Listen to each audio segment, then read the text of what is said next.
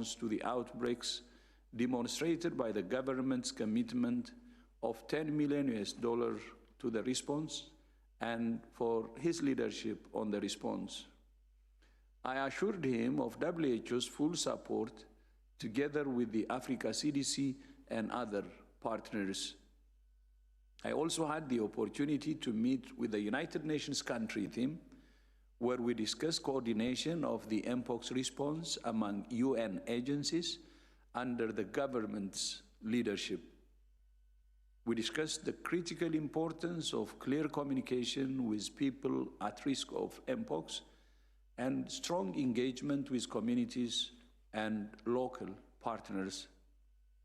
I also met with global and local health partners to discuss scaling up routine immunization for other diseases, including polio, measles, and malaria, and mobilizing frontline polio workers to support the Mpox response. WHO is working to accelerate access to and delivery of vaccines.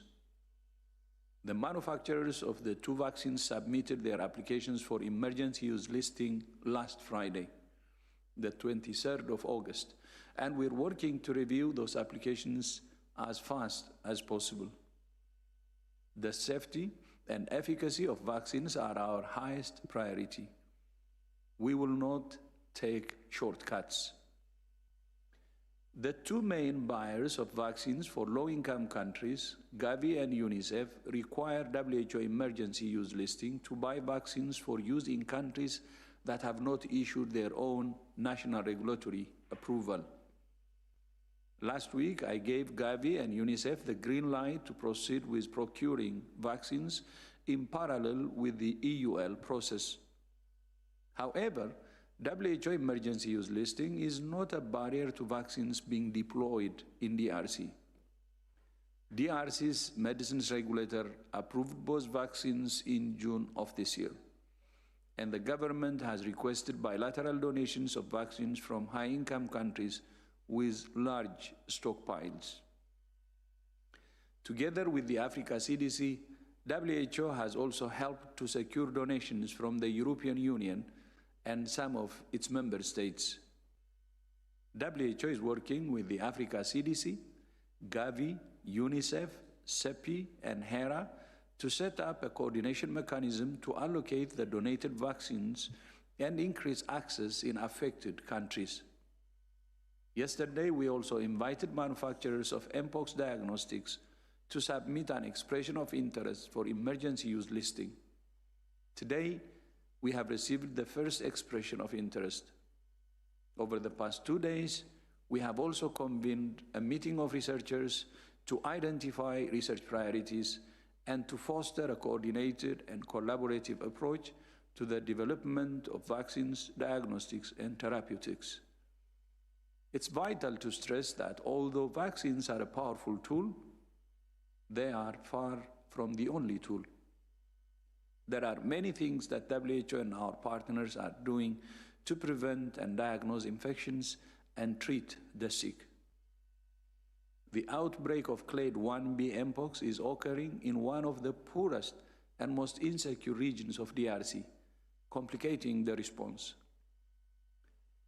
Despite these challenges, hundreds of WHO personnel are on the ground in DRC and the other affected countries, working with our partners to stop transmission and bring these outbreaks under control under the government's leadership. And with the government's leadership and close cooperation between partners, we believe we can stop these outbreaks in the next 6 months. But what this region of DRC needs more than anything else is a political solution to the long-running insecurity, especially in the eastern DRC. Now to Gaza. On Sunday, WHO and our partners will begin a polio vaccination campaign in Gaza, in which we aim to reach more than 640,000 children under 10 years of age. The campaign will involve 2 doses of vaccine given in 2 rounds, 4 weeks apart. More than 1.2 million doses of vaccine have been delivered to Gaza, and 400,000 more doses will arrive soon.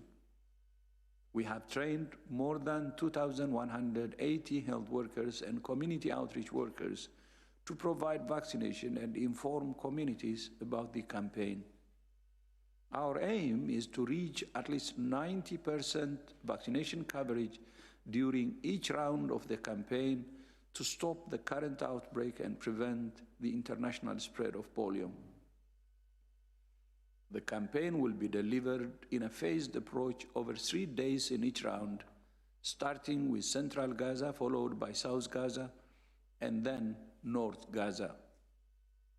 I thank the Palestine Ministry of Health, UNICEF and UNRWA, and others for their partnership in this campaign. I welcome the commitment to humanitarian pauses in specific areas to allow the vaccination campaign to be carried out. Due to insecurity, damage to roads and infrastructure, and population movement and displacement, 3 days in each area is unlikely to be enough to achieve adequate coverage. Vaccination coverage will be monitored throughout the campaign, and it has been agreed that vaccination will be extended by 1 day wherever necessary.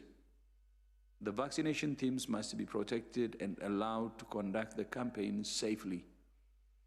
We urge all parties to ensure their protection and that of health facilities and children.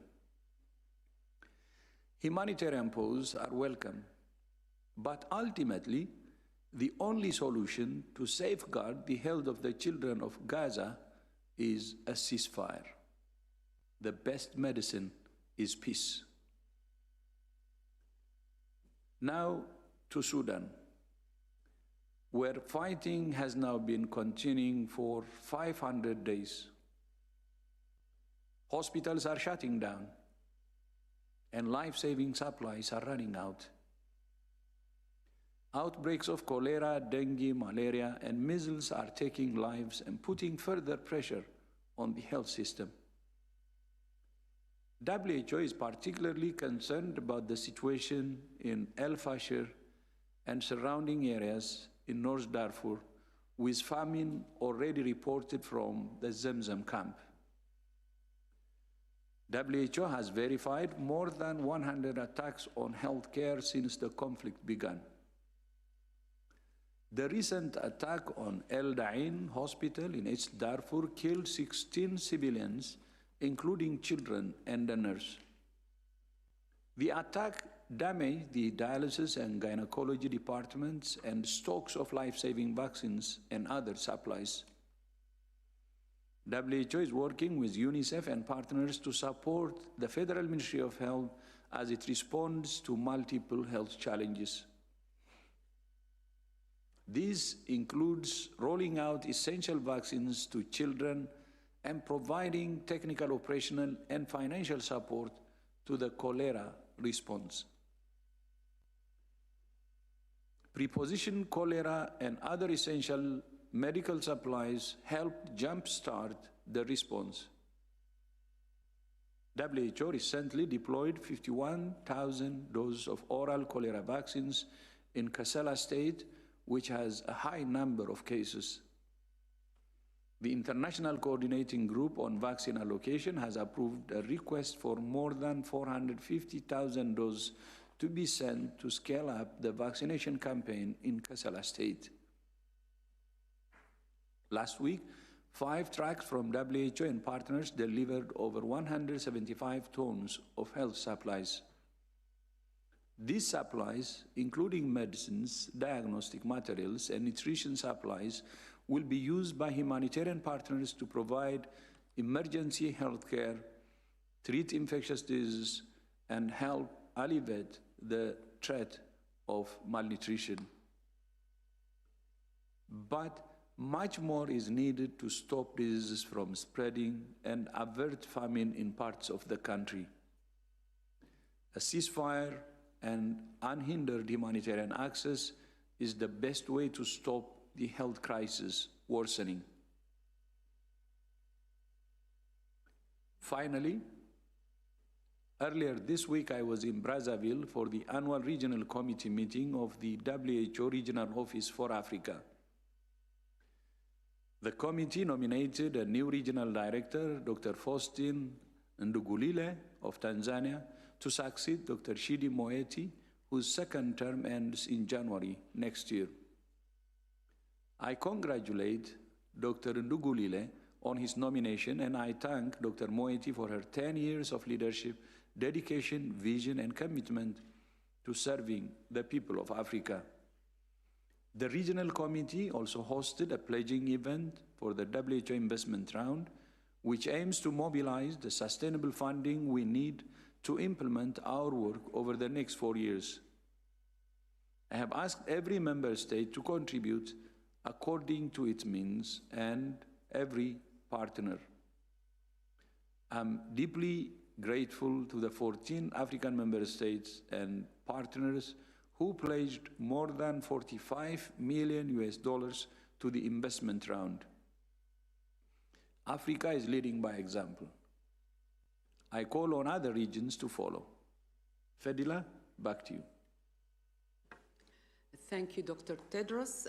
Now I would like to open the floor to journalist questions. If you want to ask a question, raise your hand using the raise your hand icon and unmute yourself. First journalist is Helen Branswell from STAT. Helen, can you hear me? Hi, Fidela. Thank you very much.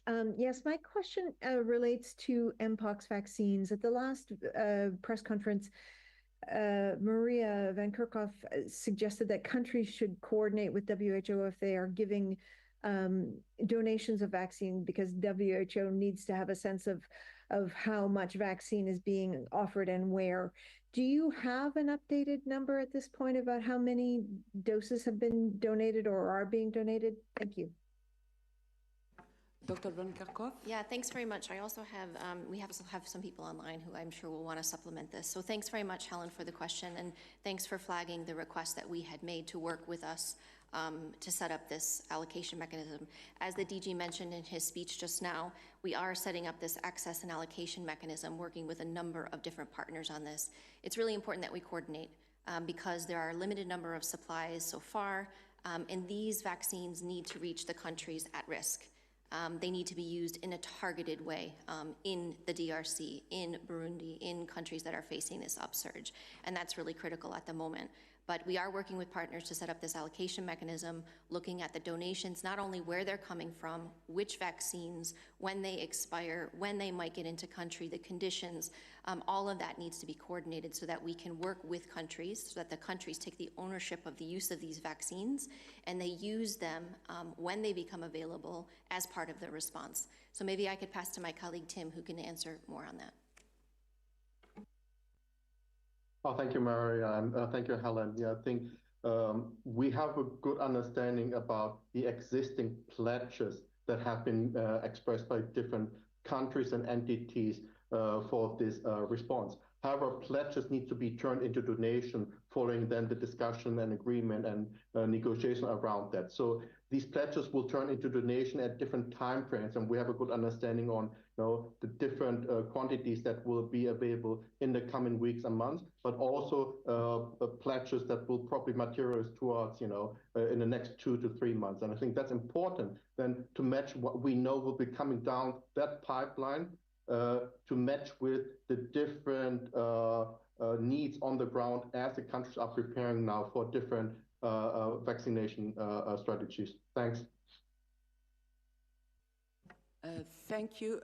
Just to give you the exact title of Tim Nguyen, he is Unit Head High Impact Events Preparedness. Now I would like to give the floor to Emma Farge from Reuters. Emma?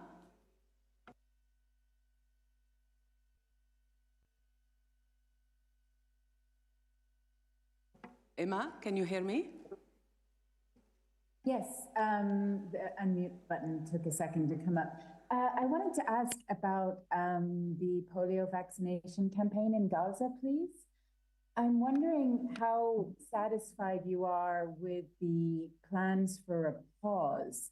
I understand that not all of Gaza will be subject to a pause. So is that going to be workable from your point of view, or are there shortcomings with the plan? And secondly, just a compliment, please, could you give a little bit more information about the company that's expressed interest in the Mpox vaccine? Thank you. Thank you, Emma. I would like to invite Dr. Pieperkorn to take your first question. Dr. Pieperkorn? Thank you very much. So first of all, greetings from Gaza, greetings from the WHO office in Derbella. And I think as we speak, the technical team, the technical polio team is meeting here in the WHO office where we have established an emergency operation center. I just actually had a meeting with my UNICEF colleague as well. And it is actually inspiring. I want to say inspiring to see it's the people from the Ministry of Health, WHO, UNICEF, UNRWA, and other partners, many other partners, etc. And it was when I arrived up till late yesterday evening, etc., and the whole day fine-tuning the campaign. Now, I think it's a very good question. So, are we happy? Are we confident with this campaign? That's actually basically what you are saying. Let me be very clear. It's not ideal. But nothing is ideal in Gaza, and I think we have an agreement where we all agreed as technical partners that we can work with, and we think it is feasible if all the pieces of the puzzle are in place. And I think the DG was very clear on those pieces of that puzzle. We will start with central Gaza, then we move to the south, then we move to the north. Everywhere we do 3 days of campaign. Every day, and the polio program, we also got some other polio experts in from WHO and UNICEF also to assist. This is one of the programs which analyzes very well. They analyze every day, we analyze where are we, what went well, what went wrong, where are we missing children, where are we doing well. So this is a combination, a combination. Unfortunately, I mean, and that is, I think, we cannot do house-to-house campaign. That's what you would normally want. For whole reasons we know we cannot do house-to-house. But what did we do? What did we plan? We trained 2,180 health workers and community outreach workers. We managed to have 392, almost 400 fixed points where the polio vaccine will be delivered from. And we have almost 300 mobile teams. Now, this is a massive operation. And the security is paramount. I think the DG has been very clear. We urge all parties to ensure the protection as has been agreed to and discussed, that the parents can bring the children to those fixed points. And in places where that is difficult, we will go with our mobile teams, with the mobile teams to reach those children. It's an ambitious target. We need to reach 90% plus. But I think if everything is in place as we discussed, we have a focused community strategy and a community communication strategy, and that's in place as well. So we are really looking forward to start coming Sunday, 3 days in a central everyday analysis. As the DG pointed out, we are almost sure that we will need an extra day, give an agreement for that. We will constantly see where we have to put in place the mobile teams, etc. Then we move to the southern zone and consequently to the northern zone. So yeah, a feasible and a workable approach, etc. And we are all backing this. They're inspiring to see how many people are actually excited about this. We'll push this forward. Of course, these pieces of the puzzle will have to fit together, and we count on everyone on this. All parties, we will count on them. Over to you. Thank you so much, Dr. Pieperkorn.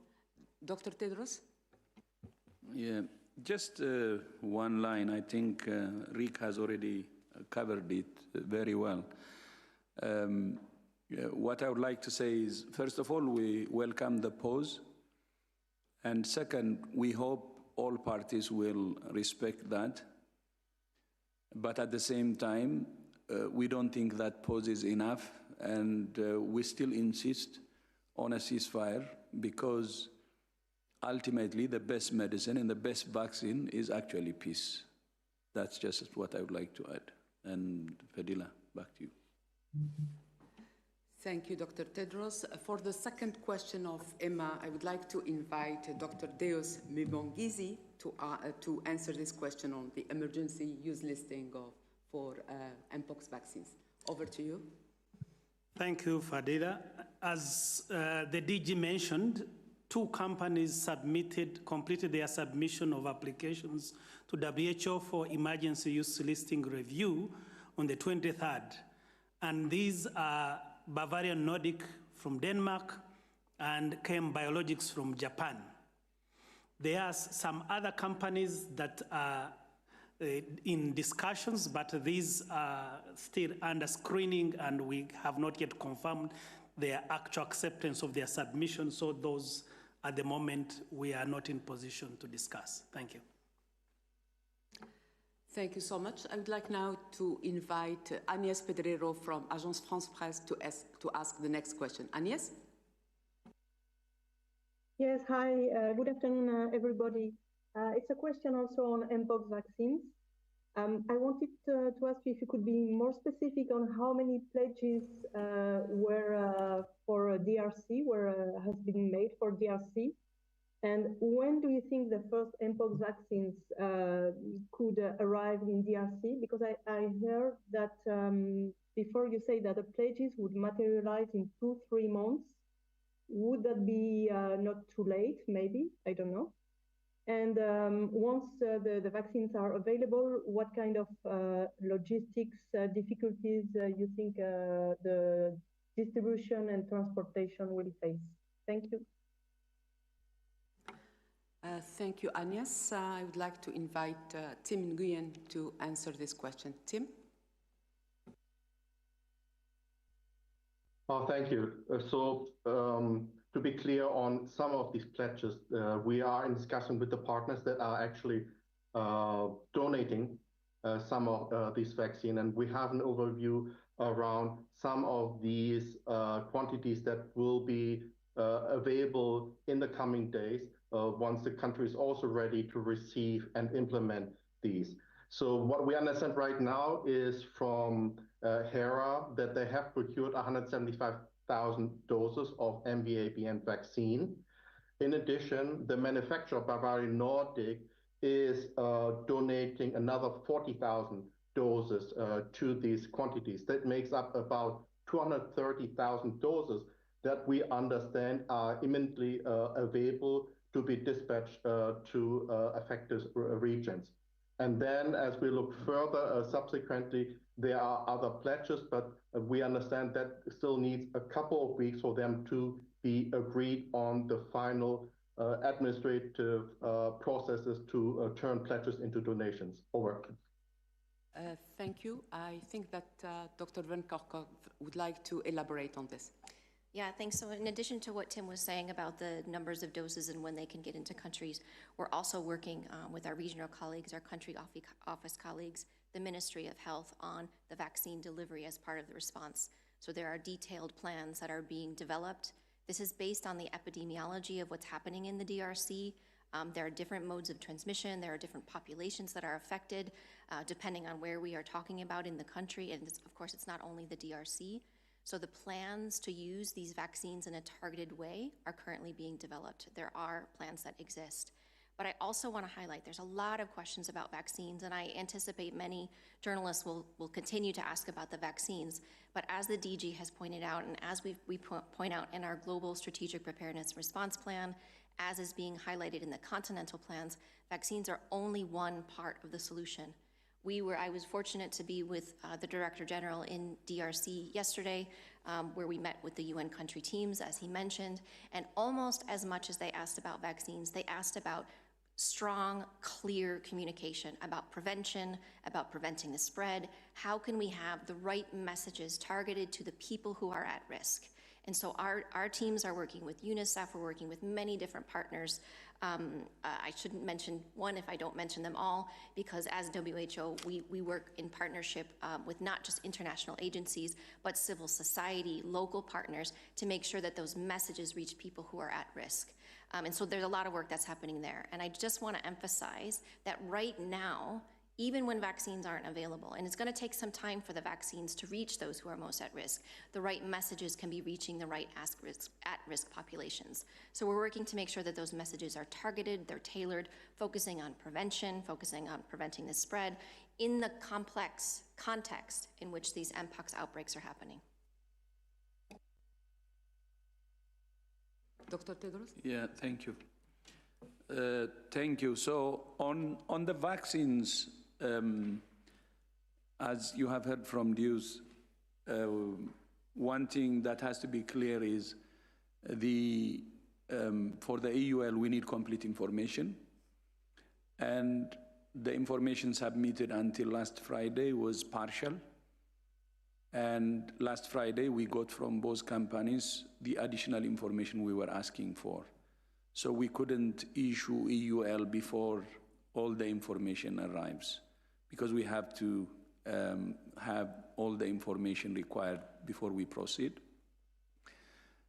On top of that, I think since we have now the complete information, the EUL can be ready in the next 2 weeks, because it's already a week now since we have received the complete information. So, but still, we don't need to wait, until 2 weeks before we proceed with procurements, and that's why Gavi and UNICEF are proceeding with procurements side by side with the process of the EUL. So I think that has to be clear. And then on the vaccines, some of the vaccines, as Tim said, will arrive in the next few days in DRC. While I was in Kinshasa, I met with Minister Kamba and also with Jean Kaseya, the DG Jean Kaseya of Africa CDC. And the things that should be done from Africa CDC side, from the country side, from WHO side, and other partners side has been done. And we hope to have the first delivery in the next few days, and then it will build up. And that's why the October issue that you said, but it's not, I don't think anybody said, the vaccines will arrive in October. The part of the shipment will arrive actually in the next few days, and then will build up. But considering the number of cases and so on, most of the allocation, of course, will be in DRC. And I would like this opportunity to thank the donor countries and institutions for the vaccines, and that will help in our response. But it's not just vaccines alone. We are already implementing the other methods which are very, very important. So vaccine is one among the tools, and we're not just waiting for the vaccines. While expediting the vaccines, we're doing what should be done under the leadership of the government. And the leadership, ownership, and leadership of governments is important, be it DRC or other countries which I have already outlined that reported Mpox. And not only the ownership and leadership by the governments, but community partnership is also central. Because as we all know, outbreaks start and end in communities. So government's ownership and leadership, strong community involvement and partnership is important, and then the implementation or use of all the tools that we have at hand, including vaccines. One thing that I really commended is The leadership by the DRC government, especially the president, because he put already $10 million on the table to respond without waiting for donors to move. And that's an indicator of ownership and leadership. And that is very, very important, to put the resources required while mobilizing partners to supplement to that. That's a major indicator of ownership and leadership. And I hope all countries reporting Mpox will do the same thing. It's only through ensuring government's leadership and ownership that we can stop this virus. Of course, coupled with that, I said, strong community mobilization and appropriate use of the tools, while vaccines would be the additional tool. Fadila? Thank you. I would like now to invite Gabrielle Emmanuel from NPR to ask the next question. Gabrielle? Hi, thank you very much. I guess I had a bit of a broader question. One is that, as we all know, there's been a lot of frustration about the time it's taken to get vaccines, Mpox vaccines. And I've heard a lot of people make this analogy to COVID and the lack of resources then that were in Africa. And I wanted to kind of get a sense of how we're making sure we're not falling into the same pitfalls and hurdles from back then. Also, and not just related to vaccines, but also related to diagnostic tests and other mechanisms to care for what's happening. And then a more specific question, I'm curious, you mentioned about the rising cases. I was wondering if that's happening in specific populations in addition to the countries you mentioned. Thank you very much. So thanks. I can start with that question. So we're not in the same situation we were in when COVID began. The capacities that countries have, particularly around the world, but particularly in Africa, for diagnostic capabilities, PCR-based capabilities, surveillance, case finding, contact tracing, clinical care, emergency operations centers, across the entire pillars of the response that they expanded and strengthened during COVID, they're using for Mpox, they're using for cholera, they're using for suspect VHF, viral hemorrhagic fever outbreaks. So we're not in the same situation. With regards to vaccines, there's a lot of work that is happening that needs to continue.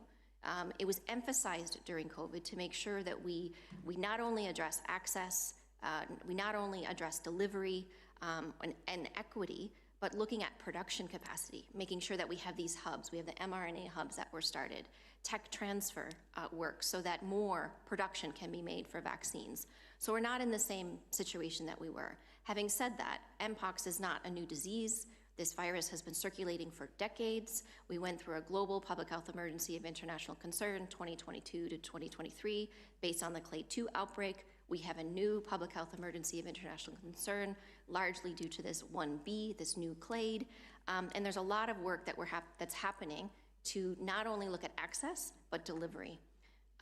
Another area of strengthened capacity across Africa is vaccine delivery.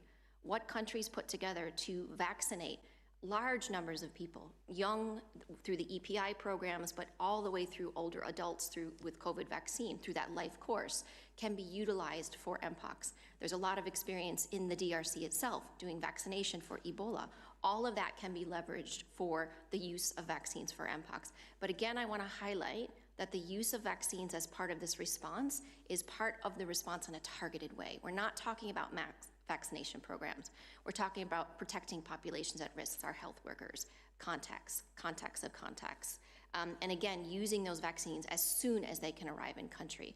So I think we need to shift this narrative a little bit and talk about also not only the challenges, but the strengths that exist across the continent of Africa. There's a lot of leadership, as the DG just said, within the country itself, the ownership of this, the capacities in those countries. We are here for support, but this response is led by the ministry, it's led by the government, it's driven by local communities, and we are here to support that implementation of any interventions that are brought in.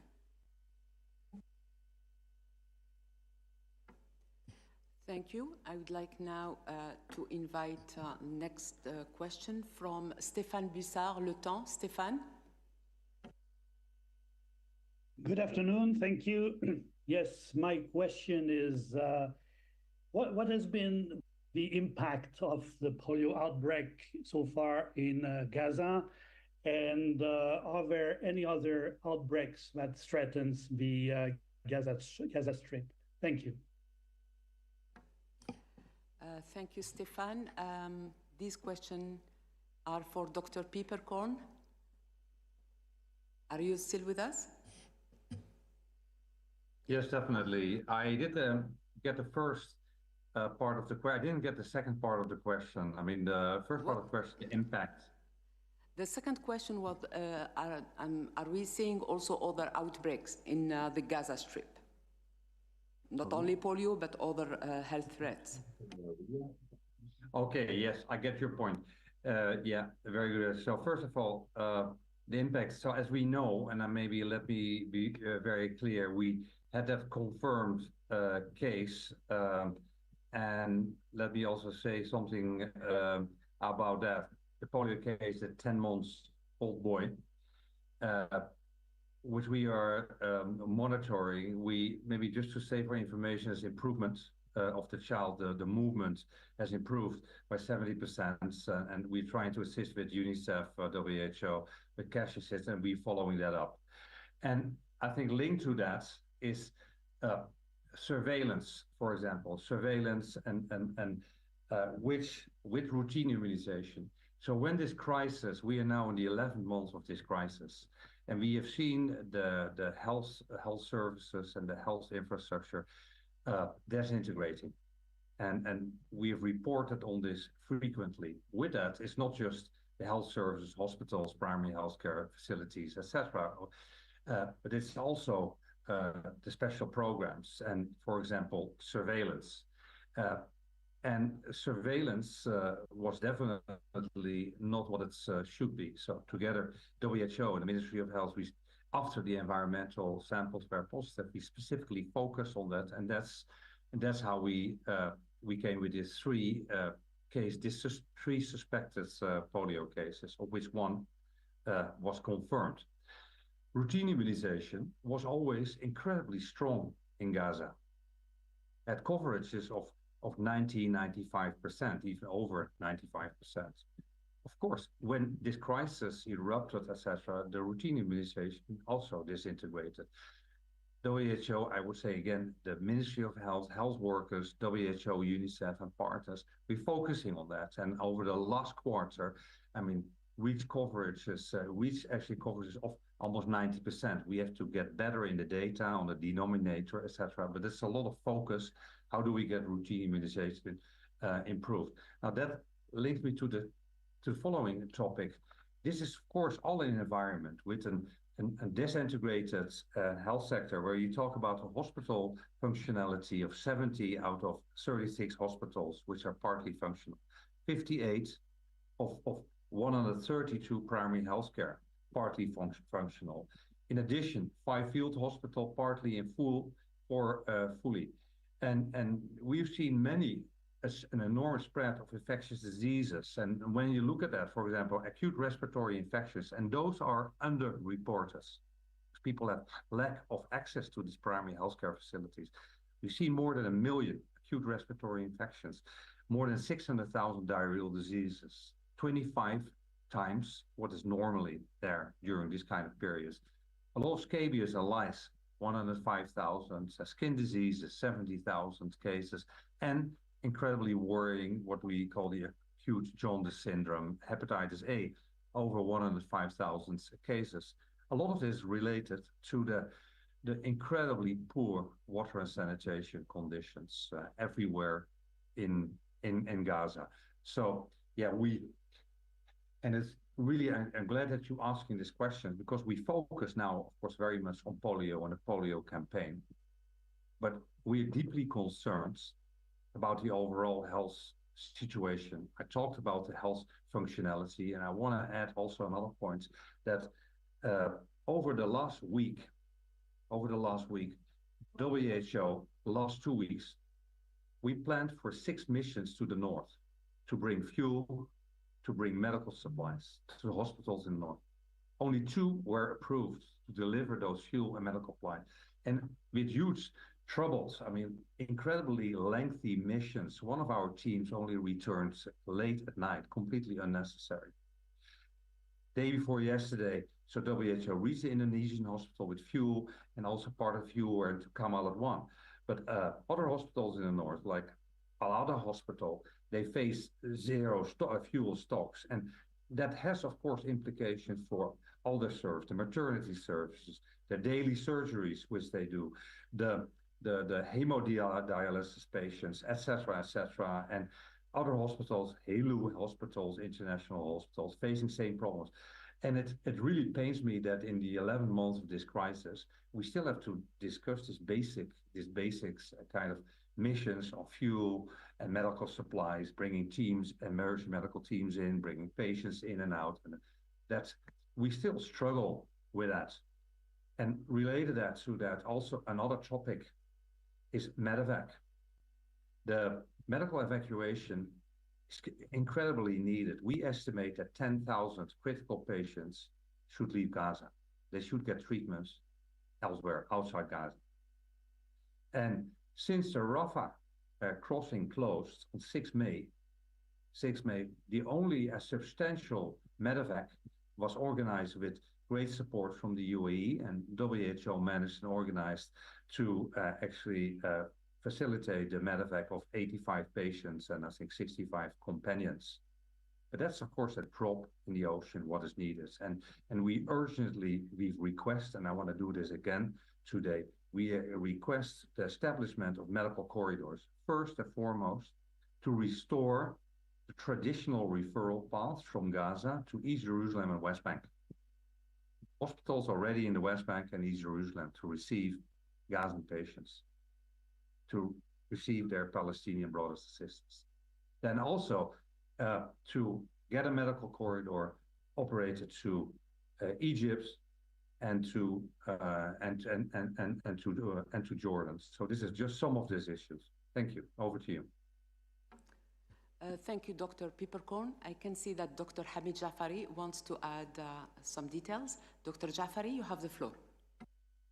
Thank you, Fadila. And just to supplement what Rick has said in terms of the impact, and I think for polio, we have to actually think about the potential impact the current outbreak has. So we know that this virus came into Gaza probably around September, October of last year, and it has been circulating in Gaza since then. And just the genetics, genomic signatures on the virus, and that it's been detected in multiple sites, and now we have a unfortunate paralytic case of polio. We are assuming that this virus is circulating all across Gaza. And the conditions that Rick and others have described of lack of clean water, overcrowding, extensive sewage contamination are ideal for intense poliovirus transmission. So the potential for this to continue in Gaza, spread to surrounding countries. Israel has communities that are reluctant to vaccinate for religious reasons. Lebanon is going through a crisis. There are issues in Syria. So there is a fair amount of vulnerability in the surrounding countries. And so the potential for international spread, and that's why polio, I want to remind everybody, remains a public health emergency of international concern under the IHR. So I think we need to think about this as what are the potential impacts of more paralytic cases in Gaza, and then international spread with other countries having to declare public health emergencies and stopping outbreaks and preventing paralytic cases within their own borders. Back to you, Fadila. Thank you. Thank you, Dr. Jafari. I would like now to ask if other colleagues want to add anything. Maybe Dr. Zakaria? Thank you, Fadila. Just to highlight that it has been 11 months of continued violence. And so we're seeing now polio, but this is along with many other diseases for which our collective capacity to prevent, detect, and respond to continues to be disrupted, severely disrupted. We have not been able to implement the most basic public health interventions for the entire population of Gaza, and people continue to be displaced, people continue to not having access to sufficient and good quality food, especially for the younger children who depend on much more than food commodities getting into Gaza. So we're seeing polio, but we're also sure that many other pathogens are spreading undetected. And it's a matter of time until we see a surge and many more diseases spreading really out of control. What we wish, though, is for this polio vaccination campaign to be successful, which would also be then an important milestone for us to know that, yes, humanitarian operations can be scaled up for the entire population of Gaza. And the vaccination against polio for Gaza should then set the example for how we can do better and significantly increase humanitarian assistance for all sectors for the entire population of Gaza, and also the West Bank and the region. Thank you. Thank you so much. I realize that we haven't answered one of the questions from Gabriel Emmanuel from NPR on rising cases of Mpox. We have with us Dr. Rosamond Lewis, and Rosamond is our technical lead for Mpox. Dr. Lewis, do you want to take NPR question on do we have rising cases of Mpox? Thank you very much. Yes, it's certainly a valid question. And there are rising number of cases being reported in different parts of the country. So you've heard, of course, that there's the cases in the endemic areas, largely affecting children, young children and adolescents as well. And then we also have the fairly rapidly spreading outbreak in the eastern part of the country, which is now also in Burundi, with cases in Rwanda, Uganda, and Kenya. So there is suggestion that, of course, these outbreaks are continuing to spread, and there are true virus. For example, in the eastern part of the country, it really started in one health zone called Kamituga, and then it spread to 10 health zones in South Kivu, and then it spread to North Kivu, and then so it's clearly the virus is on the move, and those are true cases. Another factor is, for example, notably, well, in both outbreaks, endemic areas as well as in the outbreak that began in East and Central Africa, is the attraction to improving health services. Part of, you've heard Dr. Van Kerkhove say that we support the countries on many aspects of the response. One of them is providing essential medicines kits for clinical care, particularly for children, but also for adults, for hospitals and health centers. And so as the population realizes that they in fact have access to better optimal care, they will also come to the health centers, and so more cases are detected. You also have an increase in access to diagnostics. You also very specifically mentioned that. While the emergency use listing has been triggered 3 weeks ago, and the public health emergency of international concern 2 weeks ago, of course, we've been supporting the country ever since they first declared, well, even before that, naturally, but remember, the Democratic Republic of the Congo declared their epidemic of Mpox as long ago as December 2022. So since that time, we've been bringing support, and notably over the last 8 to 10 months in diagnostics, including increasing the capacity for diagnostics from 1 national lab to 8 provincial labs, 2 national labs that can now do polymerase chain reaction, PCR, and 8 provincial labs, or 7 provincial labs that can also do PCR, but through a smaller unit called GeneXpert, which is provided to provincial labs. So diagnostic capacity has increased a lot, which means, again, people have better access to diagnosis and access to care because of that, and confirmation, which also increases the number of cases reported. So there are many things that are contributing to increase a number of cases. So better surveillance, better diagnostics, better clinical care, actual circulation of the outbreaks, which continues. And with all of that, we're working also with the country to improve case definitions. So, for example, in the early days when the outbreak first began in South Kivu, and 1/3 of the cases were in fact among sex workers, at that time, sexual transmission of Mpox was only just becoming recognized in the country. And so it took some time to also recognize that genital lesions, for example, could be Mpox as opposed to herpes or syphilis.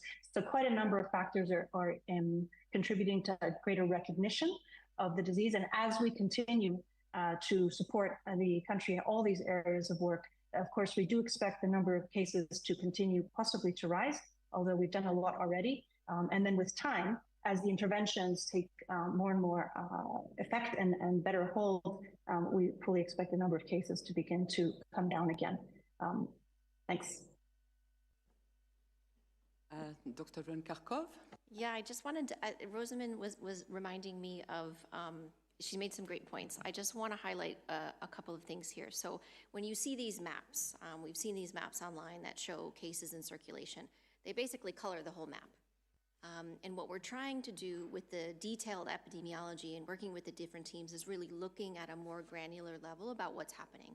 So as Rosamond was saying, it's very complex. There's a lot of different groups that are affected, but not all the same groups are affected in the same areas. There's different clades that are circulating.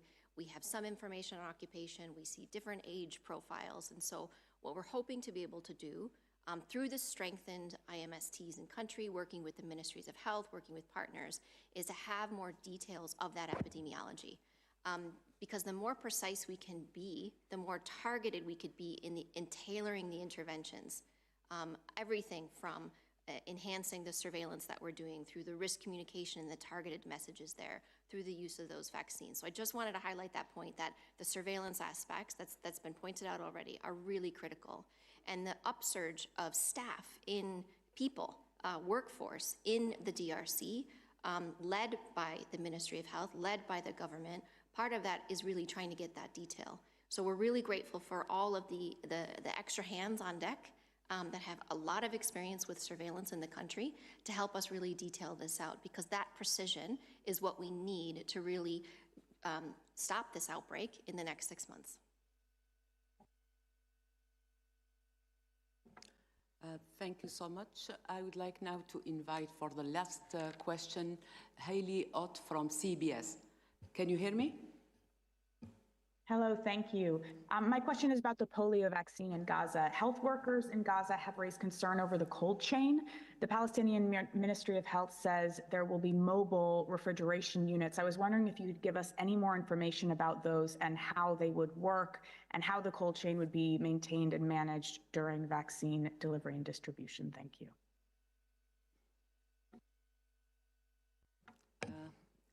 Thank you. Maybe Dr. Jafari can take this question. I can start and then Rick can provide additional details. So the way the cold chain is organized is that this is largely a fixed site vaccination with some outreach. There was a shortage of cold chain, and so additional freezers and refrigerators have been imported by UNICEF and deployed into Gaza. From these freezers, the vaccine is then put into cold boxes and brought closer to the vaccination sites, where then it is transferred to a large number of vaccination teams in what we call vaccine carriers to maintain the integrity of the cold chain. So the planning and positioning of cold chain is part of what we call micro planning for this campaign, which has been completed. And then, of course, a very important tool that exists is the vaccine vial monitor, which is on every vaccine vial of polio, that tells the vaccinator and health workers about the viability of the vaccine. That monitor is a very strong tool. So Rick, I don't know if you want to add any particular specifics on how this is being managed in Gaza? Yes, thank you, Amit. Yeah, I would like to add some points and thanks for this question. So first of all, I think we described the number of vaccines which have arrived in Gaza, and actually all the cold chain equipment, including I would say generators and related to that. So it's all part of that. And you talk, for example, about 500 vaccine carriers, etc. I mean,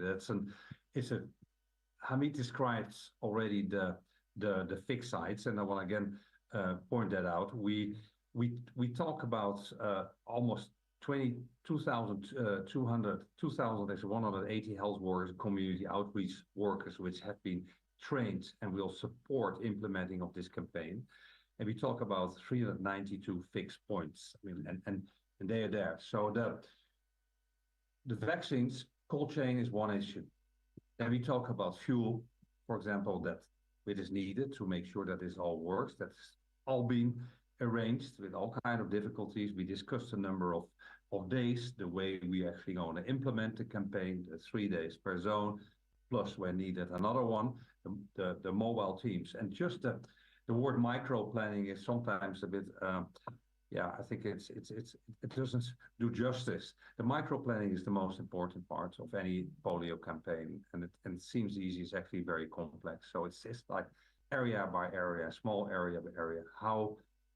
What's the analysis? Where are the children? How do we vaccinate? What's the best way forward? And this is constantly being updated and adapted. And when we talk about, because I think I was not even clear enough how complex it is, even in a place like a relatively small environment as Gaza, the total number of teams is 513. Yeah, we fixed teams, 174 fixed teams, outreach 252. We talk about community points, 33 community points, 252 mobile teams, special 48, transit teams, as we call it, 39 transit teams, and backup teams, 40.